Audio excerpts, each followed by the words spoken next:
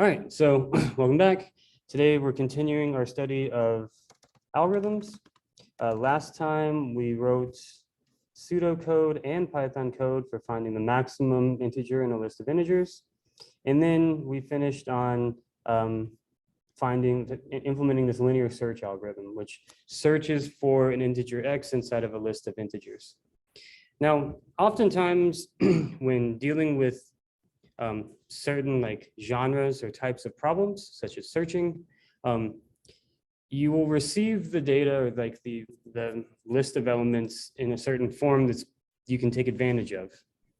And by that, I mean, for example, the list may be sorted prior to you seeing it, right? So, and because if the list is sorted, then you can somehow speed up your algorithm, right? Linear search was like quick, but I don't know, maybe we could take advantage of a list being sorted. And that's what we're going to do here.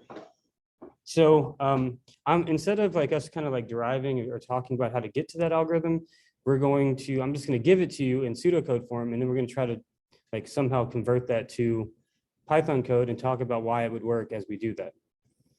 Okay, so I want to be sure to follow the same conventions that I was working with earlier. So I'm just going to copy that code there, come back down here. Okay, so this algorithm that we're going to implement is called the binary search algorithm. Okay, and this list here is now a list of increasing integers. Yes. Oh, sorry. I almost forgot to do that. 1 second. All right. So, okay. So this is called the binary search algorithm. And now we have an input X, which we're searching for that X in the list. And the list is now a list of increasing integers. Okay. Now this is not the algorithm here. I need to rewrite it. So this will be, how can I write this? So I is the left endpoint of the search interval. And we'll understand what that is as we go through it. Okay, to J. So J here. Okay. That equals speed. Excuse the LaTeX popping up. I'm just trying to make sure that it looks nice. And this is the right endpoint of the search interval. Again, we're going to learn what that means in a moment. So let's view. And it's hard to read now. If you look at this, it's like there's a bunch of business, but as soon as I run it like that, we'll be able to read it better. I'm just typing it out for you guys right now.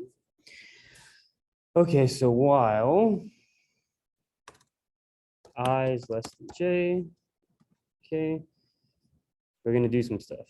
So I'm going to maybe, this will be like my white space there. And then I'll put some math here. So M dot equals, this is gonna, I apologize for the syntax here. This is LaTeX syntax to make it look right.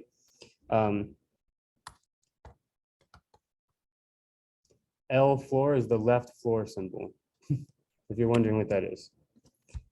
And then I plus J divided by 2, and then R floor. Close that out. So that's what that syntax there made. Okay, so 1, 3, 4, 5. Okay, so I need my white space again. Again, this is not a part of the algorithm, it's just the LaTeX syntax to format it nicely. So then we need a bold here. So if X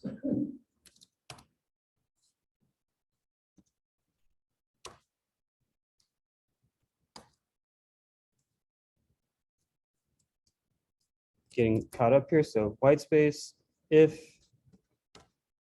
x greater than a sub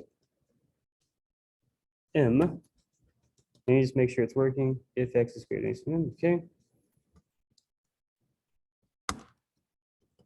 Then I really wish I wouldn't have chosen to do all these bold texts. It's like so annoying for me to write right now. Then I equals n plus 1.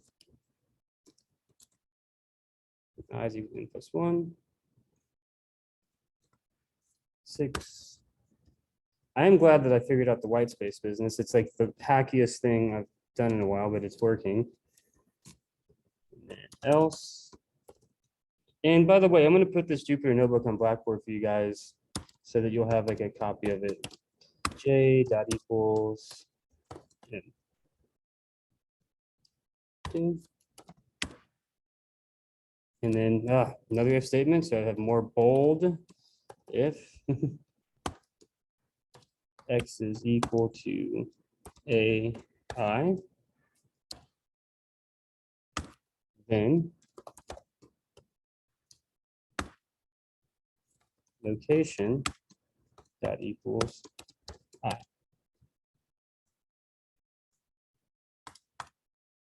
Else. Oh, and I was using italicized location.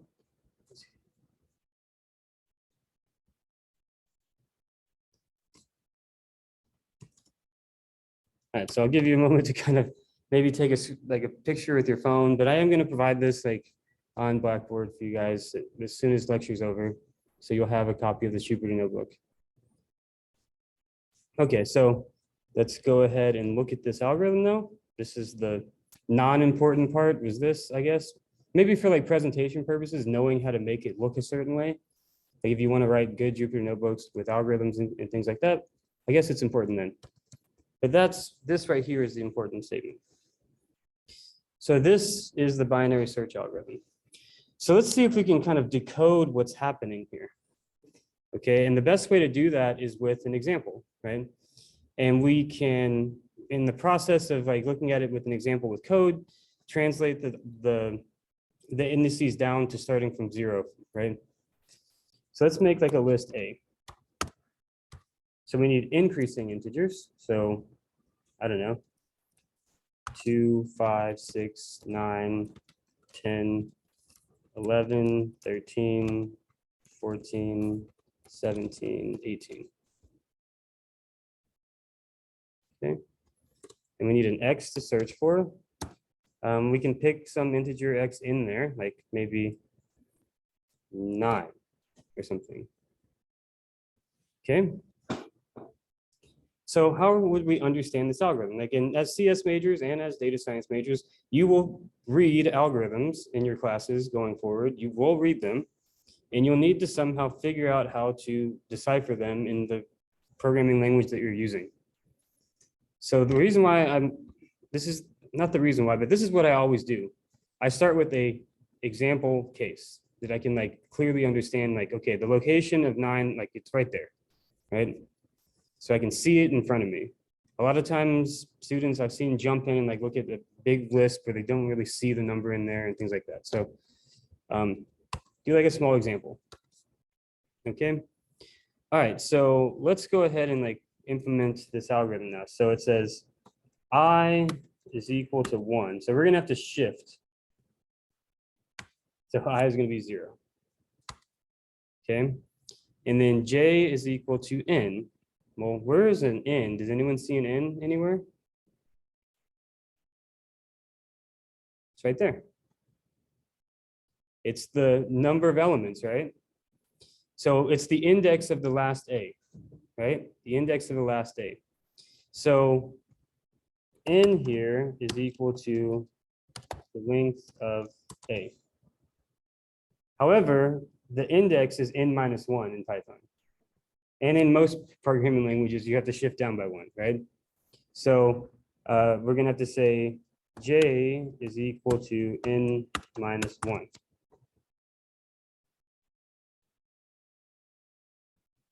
I don't like how many lines this is taking up. So I could do something like this, by the way.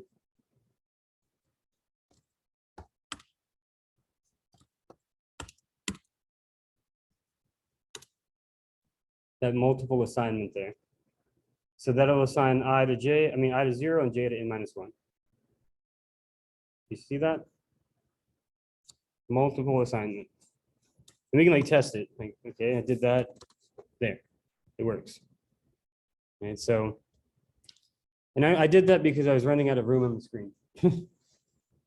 Okay, so that's part 1 and 2. So while I is less than J, gross, that I is touching the J right there. 1 second. There. Now it's not. Okay. So like is I like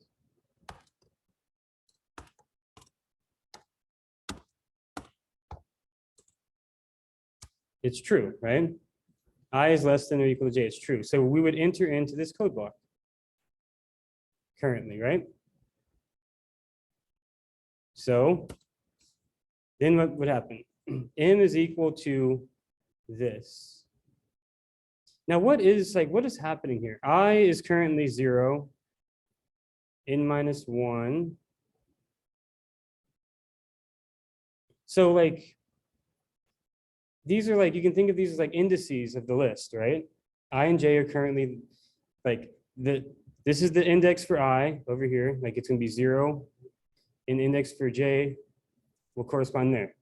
So when we add those two numbers together and divide them by 2, we're looking at what we're getting, and we take the floor of it, we're getting what? An index somewhere around here. Right? Like, okay, let's just like do it right here. So 4 of, that did not highlight, which means it's not built in.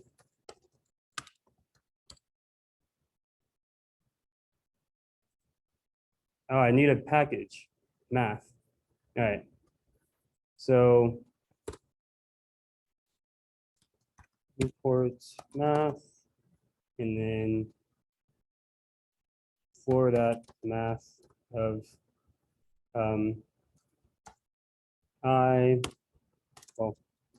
I plus J divided by 2. Oh no, why did I do it that way? Math dot 4, yeah. There, it's 4. Right, so 0, 1, 2, 3, 4. It's right here. So that's the index of that, right? So let's go ahead and just like do that. So like M equals to math dot 4 of I plus J divided by 2. All right, so we're just following the instructions. So let's check this if statement. So M is the index there, right? So maybe I'll come down here. So let's look at like X greater than A at M. False, right? See that? Index 4, 0, 1, 2, 3, 4. See that? So it's not greater than that entry. Okay. So then I is equal to M plus 1. So if that were the case, right? But it's false. It doesn't happen that way. Which means that J is now equal to M. So J equal to M. Okay. And then we have to check this conditional statement again.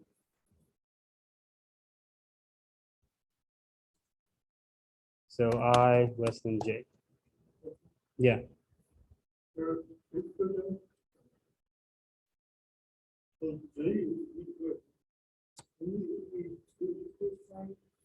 No, that would be comparison. So double equals is Boolean comparison. Single equals is assignment. I is less than J, right? So we're still inside of this for loop. I mean, this while loop. And then we're gonna midpoint it again. But like, okay, so like what's happening, right? So like, okay. So I need to like insert a cell here. I need to show you what's going on. So let me run this cell again. A from I to N minus 1. It's really plus 1 because for whatever reason, so that's I and j currently, right? I did the plus 1 because the right entry is not inclusive. I've mentioned that several times that the right entries are not inclusive with Python. Okay, so then here's our m, and then we do this again. And then let's look at a now. A from I to j plus 1. Actually, I should have done here. I should have done it here. This should be j plus 1. All right, so initially it's that, right? Left endpoint, right endpoint. But then I assign j to be m. And look what it is. What are we searching for? We're searching for x, right? And we know that the list is increasing, right? So what we just did is we checked, does x live to the left or the right of that entry there? It's increasing, right? So if it's less than it, it has to be over here to the left. So we truncated the list, and now we're going to look inside of here. Do you see what I'm saying? So, okay. And then we do the same thing. So like going back to the algorithm, we calculate our m, like that. And then we see if x is greater than a sub n.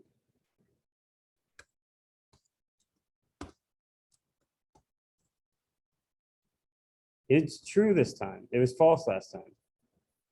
Right? So what is the index m here? I should look at it. 2. 0, 1, 2. So that's the entry there.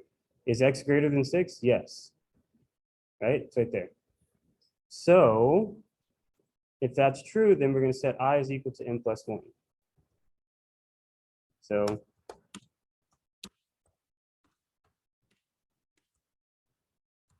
and then let's look at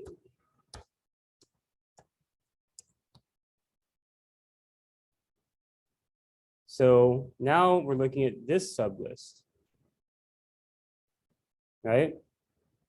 And then we have to check again, like, okay, do that again. I's, then we have to check x greater than a sub n, false. So then we set what? J is equal to m in that case. And then let's look at a sub I to j plus 1. So you see what's happening? Hopefully by looking at the middle index, checking to see if it's to the left or the right, updating either the left endpoint or the right endpoint, doing it over again. So I think it might actually be beneficial to write this as a function where I can print out what's happening for you.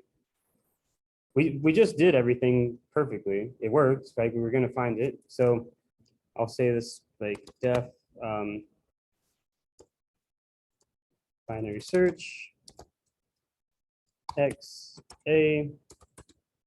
So I is equal to, well, I need n first. I comma j equals to 0 comma n.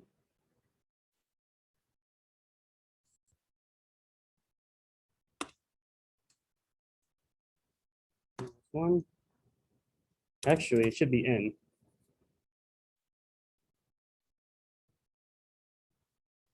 It is equal to n.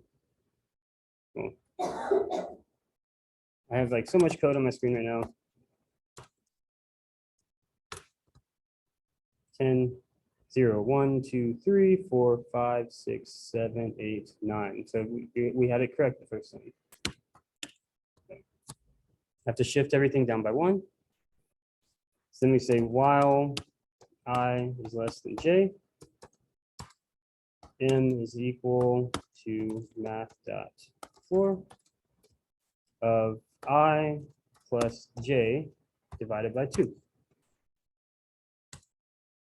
If a sub I, or sorry, a sub m greater, if x is greater than a sub m, that means that x is to the right of our left endpoint, which means we have to shift our left endpoint.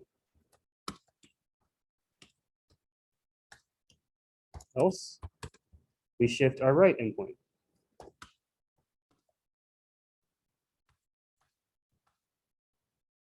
That's all we're doing. If x is to the right of the middle of the indices in question, we shift our left endpoint further to the right. Otherwise, we change our right endpoint to move to the left, to the midpoint. So then if x is equal to a sub I, location equals I, else location equals not found or something. Return location. Okay. So if we did everything correctly, we literally just had to account for the shifting, but I hope that you understand what's happening. Now, because of that, I kind of want to print out something. Then this print statement is just going to be for educational purposes. What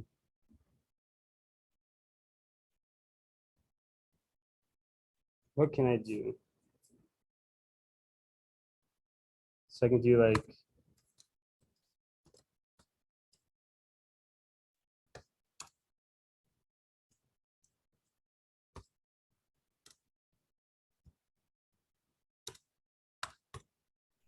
there's my M there. I know what to do. I can do, I'm going to print an F string here. So A from I to n plus 1 because it's non-inclusive. Put some like spaces there. And then print A from m to j plus 1 at each iteration of that.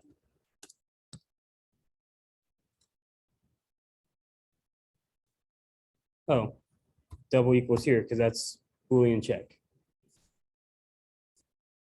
Okay, and this is assignment. All right, this should work. All right, so let's just see what happens.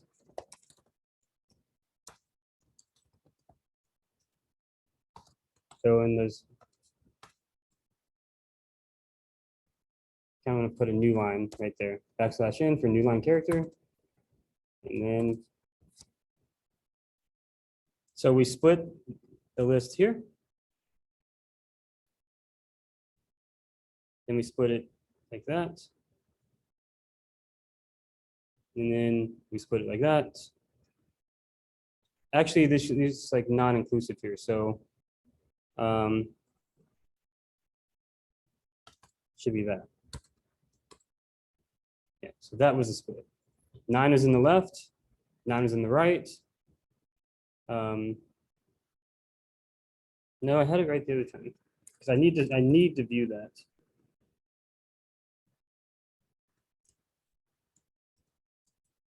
There it goes. Sorry. I was just printing for educational purposes, so you can see what's happening, right? So like, maybe don't put like a new line here. I'm going to do something in the if statement here. So if that's true, that means that x is to the right. Good. So print x could be in the right split. Otherwise, it could be in the left split.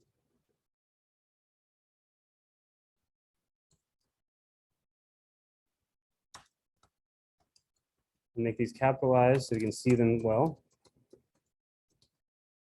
And then, oh, this is where I need new lines here. Oh yeah. So see how that conditional statement is determining where X could be? So since X is in like, so since X is in the right split, we need to move our index closer this way. Since X is in the left split, we need to adjust our left index. I mean, our right index closer this way. It's like, yes, no, left or right index, which one are we changing? Which one are we changing? Which one are we changing? So I could put a lot of really nice print statements in here to kind of really describe it, but the print statements are optional. Like they're just for educational purposes, right? So let's like choose an X that's like not in there.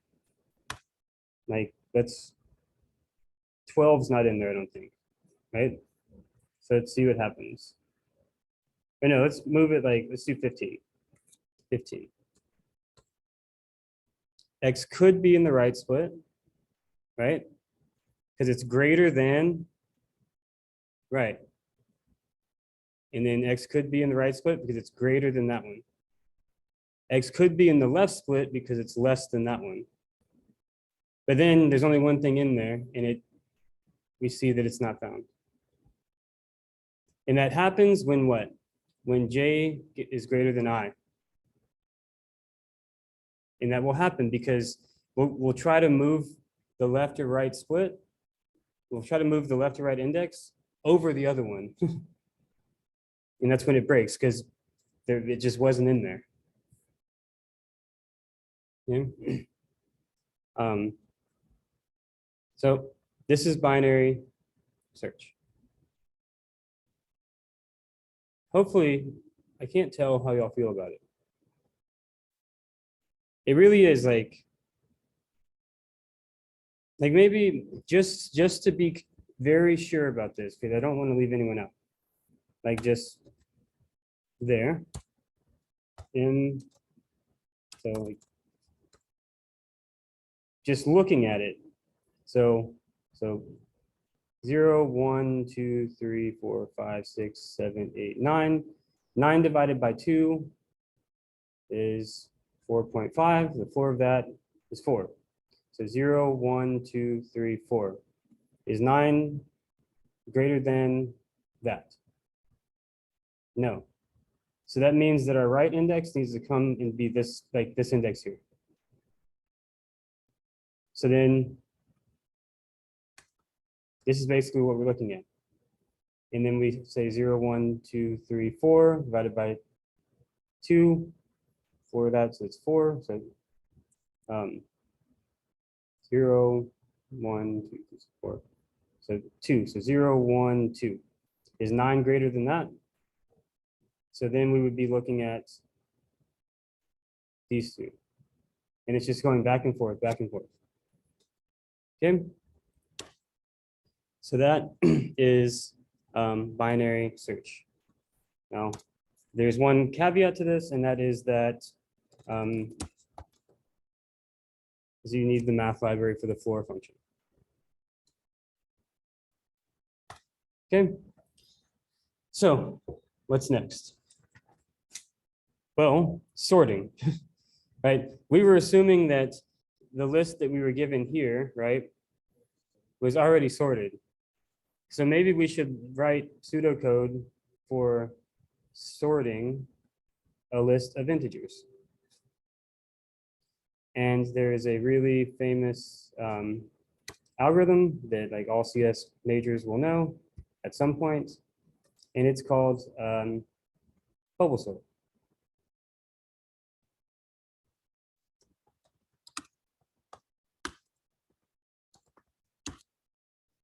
Okay, so this will be much quicker for me to type. So this takes in a list of integers, but really these could be any numbers. So a list of integers with n greater than or equal to 2. Okay. Okay, so for the algorithm, all right, so this is actually pretty straightforward. Let me get rid of all this. We're going to use a for loop. So for I equals 1, 2, n minus 1. Okay. And then I'm going to copy this real fast. Let me come back over here. I'm just saving time right now. For j equals 1 to n minus I. Okay. Get rid of this. And then I need like some more spaces here.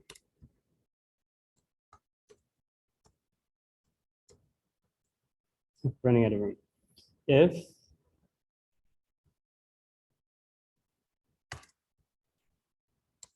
a sub j greater than a sub j plus 1,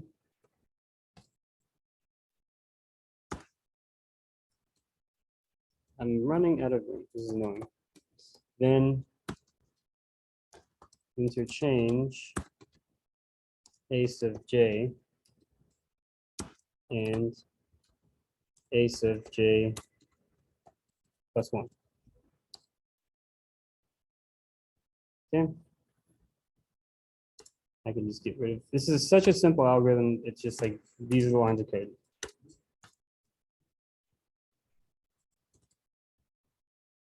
All right. Why am I like this? I just there. Okay. So that's bubble sort. It's really easy. So what's happening here?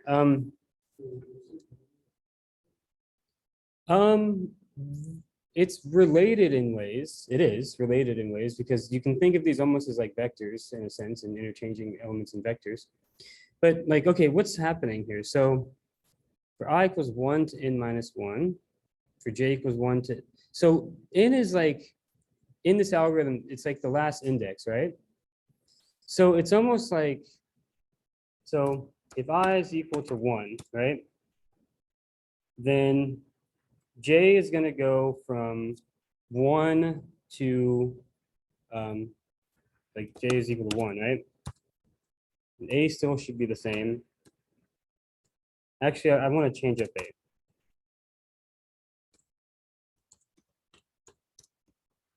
Like 3, 1, 8, 5, 4, 9, 2 or something. So then if I just look at a from I to, I hate that I have to always do this. N is equal to length of a.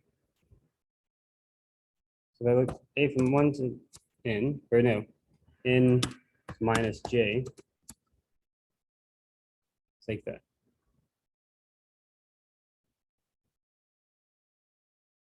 So it's here.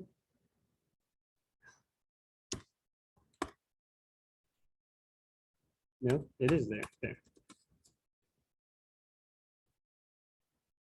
Okay. So what? Oh, sorry. There. That's why I was like, something's off. There. So basically, J is looking at the indices corresponding with these elements, right? So like j equals 1 to n minus I, right? And I is currently 0, right? So okay, well, what does that mean? Well, let's look at a of j. Okay, is that greater than a of j plus 1?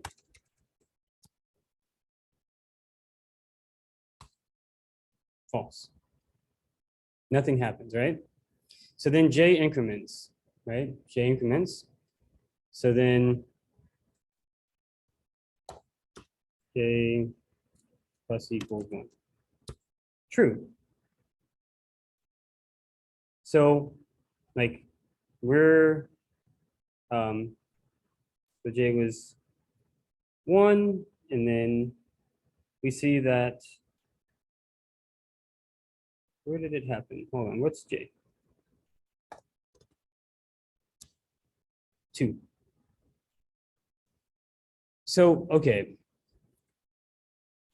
I have a feeling that this will best be illustrated if I write it out and put a print statement. Let me just write it out real fast and put a print statement. Okay. So def bubble sort, sort takes in something called A, get the length of that. Okay.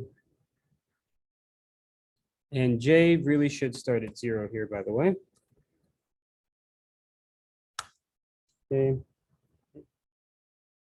So for I in range, that's that range function. 0 to n, basically. I can just put in that in there because it's going to go to n minus 1. For I in range. So now here, it's going to go to n minus I. If a j, oh, sorry, that's a j, sorry. What am I doing? If a j is greater than a j plus 1, I'm going to put print statements for educational purposes. Print f string j equals, it's a cool little trick in f strings. Print a f string again.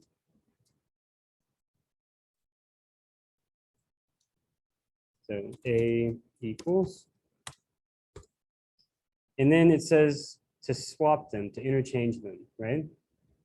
So what I'm going to do is I'm going to say a of j, like that, comma a of j plus 1 is equal to a of j plus 1, comma a of j. That's how you can swap simultaneously with that multiple assignment. That's the whole algorithm. Let's see what it does. It's just going to print and sort. Oh.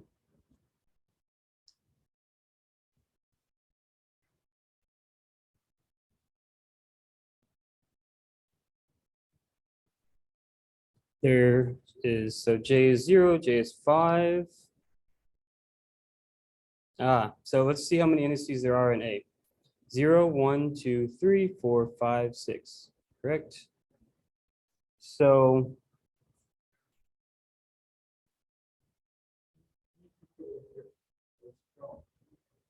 oh, it will stop. I just need to know what's going on here. So I need to put in a print statement, print f string again, n minus I equals 2, close off that f string, print f string again,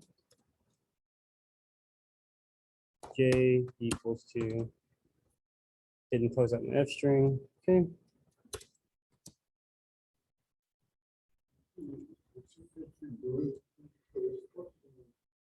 Well, the for loop will stop. The for loop will definitely stop. Where is my print? Like I just put that print statement. Oh no, I didn't run this cell again. There it is. So n minus I is 7, j is there. And then here. This is where the reason why I was doing that really fast is I was getting a list index out of range error, which means that somewhere something's too big. So it looks like chain range. Where did it? What a strange little error.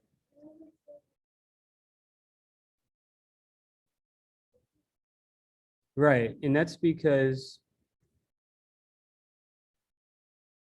I'm most likely getting an error here. Right there.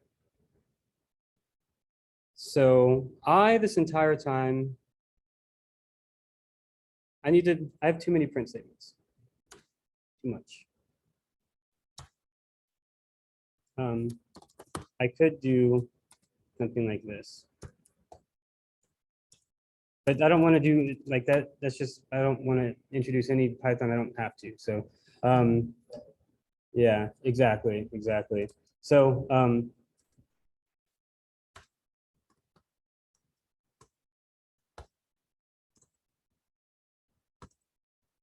and so I never made it past 0, right?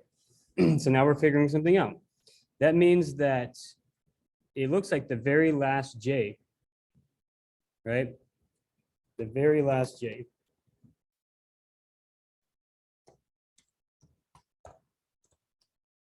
And then here, see that?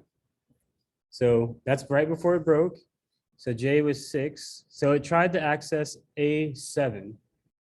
0, 1, 2, 3, 4, 5, 6. You see that? That's where the error was. So that means here, I need to do that, which I should have known because I need to decrement in appropriate spots by 1. Okay, so now I bet you it's just going to run all the way through. Yeah, they ran all the way through. Okay, so now, okay. And so now I need to do those things. So print an F string here and do, what did I do here? J equals like that. And then do another F string, A equals like that. And now I'm going to put a new line character in there. Okay, so what's happening? So this print statement is getting called whenever this is satisfied, right? So J is 0, and this is our list, right? Oh, let me do this.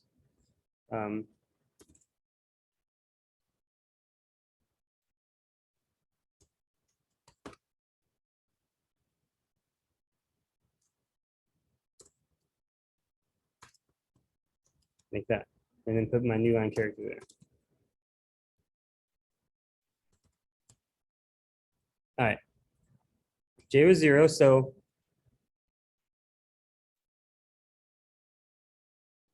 AJ is greater than AJ plus 1. So it moved, it interchanged those two first elements, right? And then J incremented, right?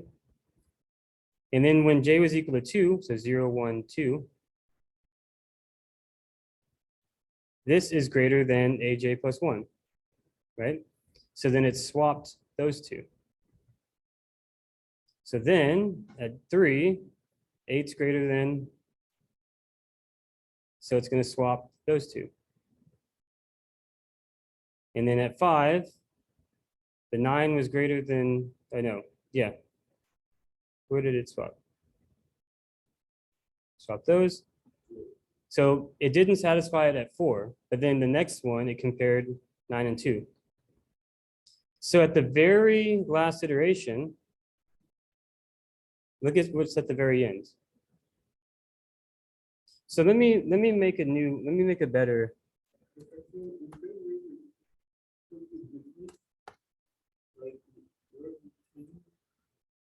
Um,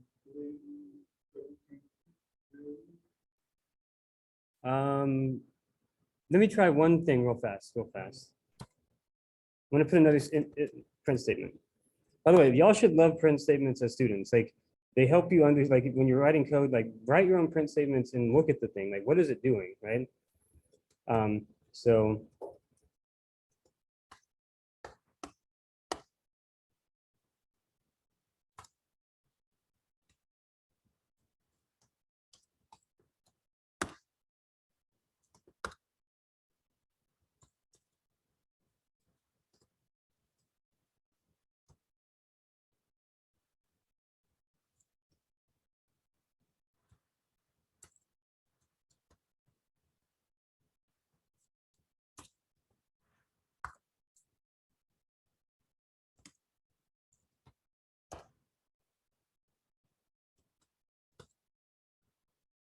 Okay, so this is at I is equal to 0.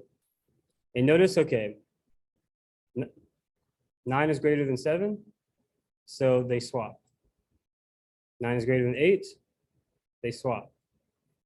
9 is greater than 5, they swap. It's true at each of the j's, right? Oh, there's 2 9s in there. Let me get rid of that second 9. Make this like a 3. So when I is equal to 0, we're going, these are our possible j's, right? The 9 is swapped every single time at each j and ends up at the very back of the list. So then we increment I to be 1, right? So why do we do that? It's because we're taking j from 1 to this value, right? We know after the first iteration that the largest number in the list is going to be at the very back. So we only need to look at this list now. And that's what we do. We're going to, like, okay, 7 is not greater than 8. So then we compare 8 with 5. That's why j is equal to 1 right there. And we swap those. And then j is equal to 2. We swap the 8 and the 4. 3, swap the 8 and the 3. At 4, swap the 8 and the 2. So now we know the second largest number is all the way at the back, which means we only have to consider these, right? Which means that's why I increments, because now n minus 2, we don't look at those, right? N minus 2, we're excluding those indices, and we're only looking up to here. And then the 7 should make it all the way to the back, because it'll be swapped with all of those. It does. And then I is 3, because we want to look at n minus 3 now. So it's all of these. So the 5 should go to the back now. And it does. And now n minus 4, right? Or n minus 1 minus 4, because of the index switch. So the 4 should go all the way back. It does. N minus 5. So we're just looking at those. And then we swap, and then there's nothing at I is equal 6. Okay. So do you understand what's happening now? It's like I is going to be how much we're like contracting from the right. At the very start, we have to check all the way up to like here, and then compare with that one there. But then at the next iteration, we don't have to do that. We know the largest is there.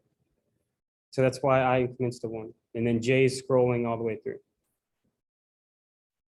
Okay. So maybe sometimes you don't want to like have all these print statements here, right? So I'm going to show you how to make like a keyword. So like show print equals by default to be false. If show print equals to true, like that, print that up. Copy that.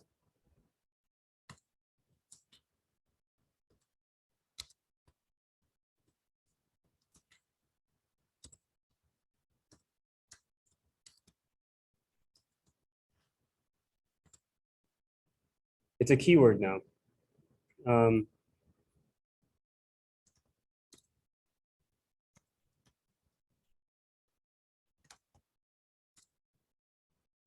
So now it'll just sort it,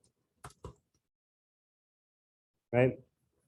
Nothing appears, but if you do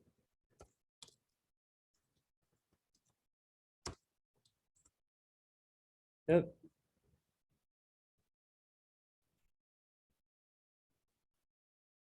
something happened here. That's printing, that's printing. Oh, it's because A, yeah, A was already sorted.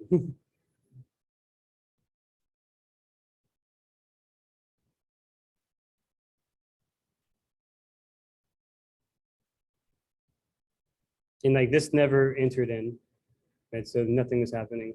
But now you get this output if you wanted something like that. Okay. So I think I'm gonna go ahead and end it on that. I will like also provide a link to another lecture where I did more of like a chalkboardy type of thing with this, which whatever, you have two resources. So, but I encourage you to look at algorithm, the insertion sort algorithm from the Rosen textbook and try to write code to do it. Right? Like see if you can write Python code to do that. You should at this point in the semester, because we're coming up on like the close to the like end of the semester, start like trying to practice Python programming when you can, because we're going to do that at the end. Right? All right, so I'm going to go ahead and stop the recording now.